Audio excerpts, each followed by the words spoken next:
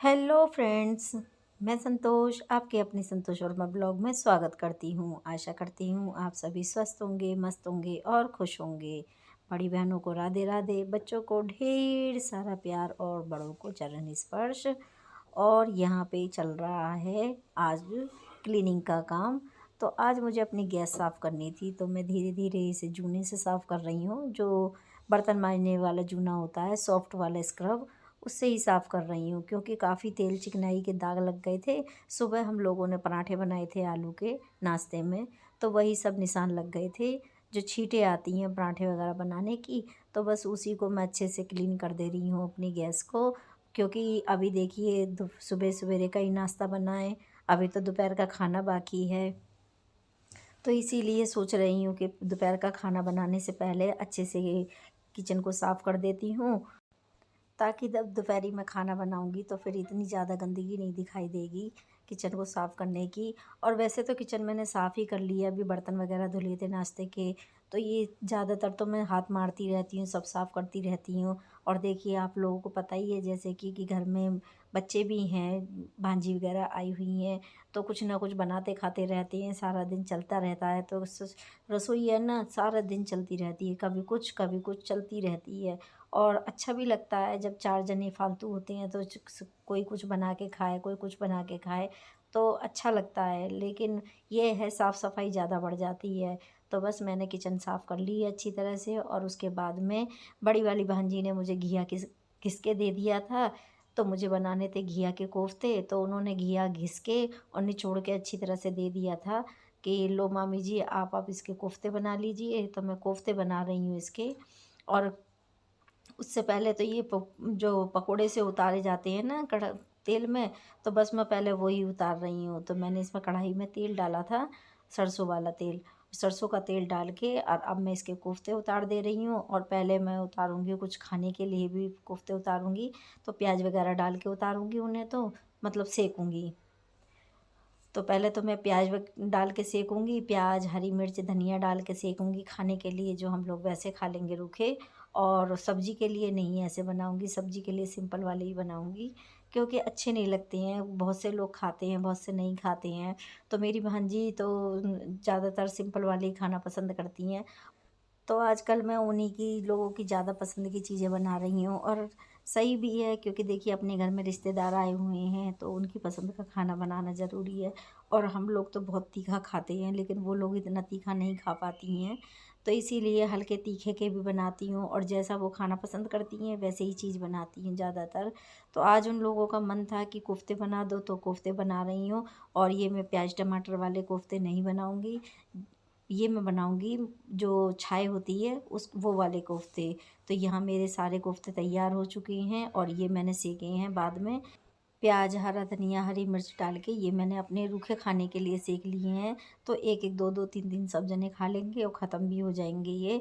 और अभी मुझे सब्जी इनकी बनानी बाकी है। तो जो वो कढ़ाई में तेल था ना, जिससे मैंने सेके थे दूसरी वाली कढ़ाई में, एल्युमिनियम वाली में, सिल्वर की, तो उसी वाली कढ़ाई का सारा तेल मैंने इस वाली कढ़ाई में पलट लिया है, ताकि वो भी वेस्ट ना जाए और सब्ज़ी भी तैयार हो जाए। और यहाँ पे मैंने जीरा चटका दिया है और डाल दी है 2 लाल मिर्च।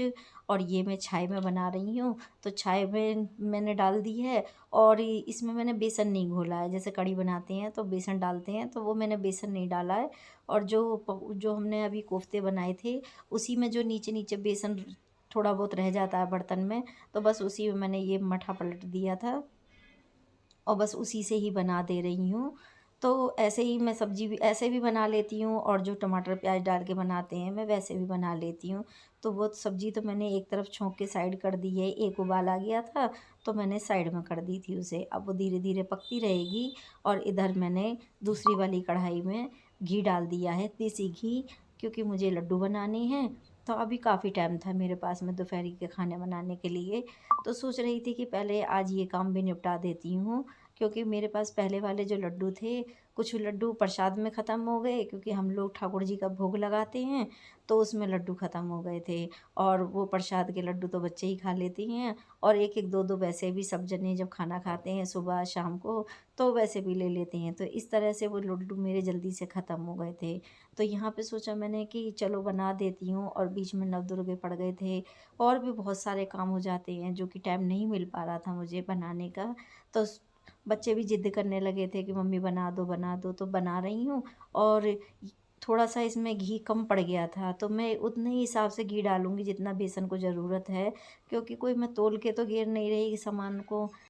तो आधा किलो का पैकेट था मेरे पास रखा हुआ फ्रिज में बेसन का, तो मैंने वो बेसन का पैकेट ले लिया था और उसे अच्छी तरह छान के और मैंने पैकेट में ही भर दिया था दोबारा से, ताकि जब मैं आटा लगाऊंगी तो वो परात दोबारा काम में आ जाएगी, ज़्यादा बर्तन भी नहीं होंगे, इसीलिए मैंने पैकेट में पलट दिया था। और अब मैंने ये छना हुआ बेसन इसमें डाल दिया है, और जितनी ज़रूरत होती जाएगी उतना घी डालती चली जाऊँगी, क्योंकि मैंने कोई तोल के सामान डाला नहीं है, तो इसीलिए अपने हिसाब से डालती चली जाऊंगी। और यहाँ पे देखिए मैंने बेसन भून भी लिया है, तो थोड़ा थोड़ा ये भुनने लगा है, और अभी इसमें घी और डलेगा क्यों। तो फ्रेंड्स मैंने बेसन भून लिया है, और ये रहा, और ये कुछ इस तरह का हो गया है, बिल्कुल डन कर लिया है भून के अच्छे से। तो बेसन बन गया है, अब इसे मैं कम से कम 2-3 घंटे के लिए ठंडा होने के लिए रख दूँगी, और तब तक मैं अपने खाने पीने की तैयारी करूँगी।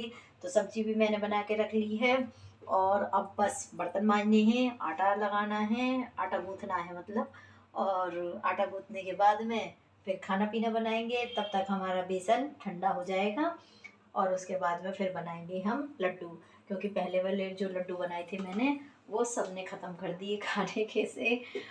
मतलब सबको खाना खाने के बाद में एक एक लड्डू चाहिए होता है, और बनते ही कितने हैं, एक डिब्बे में 20-25 लड्डू सारे बनते हैं।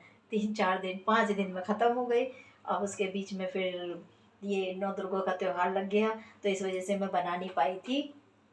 तो अब बच्चे फिर बार बार जिद कर रहे थे कि मम्मी लड्डू बना दो, और हाथ भी दुख गए हैं मेरे, ये कंधा दुख गया है इसे चलाते चलाते। तो बच्चे जिद कर रहे थे कि मम्मी कुछ मीठा बना दो, मीठा बना दो। तो बस उनके लिए मैंने ये लड्डू ही बनाए हैं, और ये हेल्दी भी रहते हैं क्योंकि देसी घी के बने हुए हैं, और देसी घी भी अपने घर का ही है, तो हो गए ना हेल्दी लड्डू। तो बस इसीलिए लड्डू की तैयारी करके रख दी है, और बस इसे भूनने ही मेन पड़ता है, बांधने में ज़्यादा दिक्कत नहीं आएगी लड्डू को बनाने में। हम लोग तो बोलते हैं लड्डू बांधना, तो लड्डू बनाने में ज़्यादा दिक्कत नहीं आएगी। तो बस फटाफट थोड़ा सा काम और है खाने पीने का, वो निपटा लेती हूँ, फिर उसके बाद मैं लड्डू बनाऊँगी।